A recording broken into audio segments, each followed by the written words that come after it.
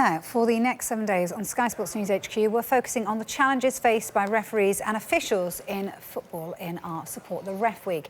And as part of this initiative, our reporter Keith Downie is attending a referees workshop tonight in Middlesbrough. I hope he's been working hard, and we can speak to Keith now. Good evening to you, Keith.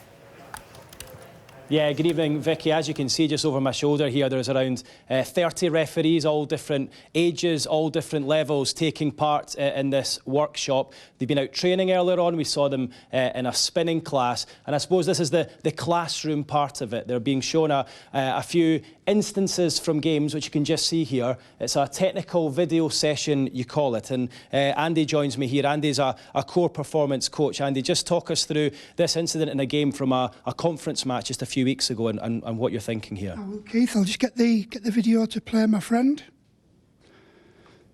Okay, there we go. Yeah, so what we're looking at here is various elements of decision making that the referees need to consider inside and around the penalty area.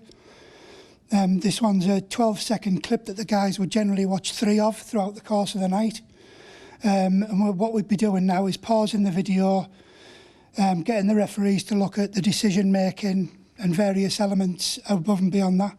And do they all have to come to the same decision? Well, that's subjective. Well, what we need at the end of the session is for all the guys to be speaking from the same script, really, so that we can bundle together all of those opinions and make sure that the best practice is being fulfilled. OK, Andy, well, we're just going to go over and speak to one or two of the referees right now. Dave, we'll start with you. I know it's the first time you've had a chance to see that. What's going through your mind as a young and upcoming referee? What should the referee there be thinking about?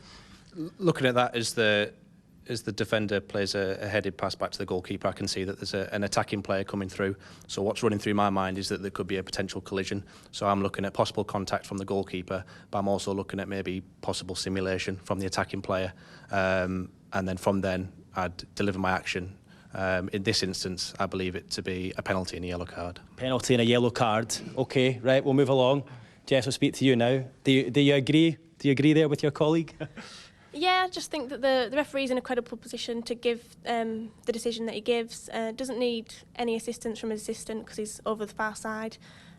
He's right to give the yellow card for the foul. Is it a tough decision to make, or is it fairly easy for you guys to look at? Fairly easy with where he stood on the field of play, yeah.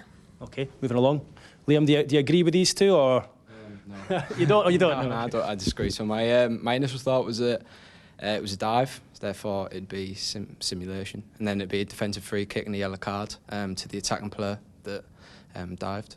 That just shows how difficult it is when all three of you are disagreeing with each other. Yeah. Well, I say some people do. It's just how referees sort of perceive different incidents, really. And it shows how difficult it is, I suppose. It's very difficult. It's very difficult. But I know when you got 3 referees on the pitch, hopefully they can all work together and make the right decision. OK, thanks, guys. We'll just check with Andy who was right, if any of you were. And the different answers there. Yeah. You're the boss. No, it's good that we've got that variation from, no offence to yellow cards and referees' position. That's what we're asking the guys to look for. Part of my next technical session is looking at fouls in and around the penalty area. So we look at them observing instance, analysing their knowledge of the laws of the game, sensing what's coming next, that contact, and then making that big decision at the end. Can you just show us that one more time and just tell us what the actual right answer is then? Let's have a look. So there we are, Keith. We've got the contact now with the goalkeeper and the centre forward. We've got the referee coming, not the best position from a distance to come into, pointing to the penalty spot there. And now this is the critical thing for these guys, what makes or breaks them, the decision. The yellow card, you see, there was a genuine attempt made by the goalkeeper for the ball, but there was also a covering defender, which rules out that element of denying obvious goal-scoring opportunity. OK, so, I mean, great to have that kind of conversation amongst everyone. How good is it to have these? Because we've seen it today, we've seen you guys out training together, doing the spinning classes, and it's so professional. How much does this help the profession of referees, having you all in here in the classroom like this? Oh, I believe it's a massive step forward. Even in the last sort of 10, 15 years that I've been involved with the development of referees, especially in the North East, It's been huge. We've got some guys up on the Football League now, taking over from their predecessors in the Premier League, and hopefully it's just a matter of time before these guys can follow their footsteps and make the top flight of professional football. OK, Andy, thanks very much for your time. This technical video session definitely helping referees in support the referee week, and it shows you it's not just all about turning up on a Saturday. It certainly is, and thanks ever so much, Keith. Dominic Gallagher, better watch out on Ref Watch.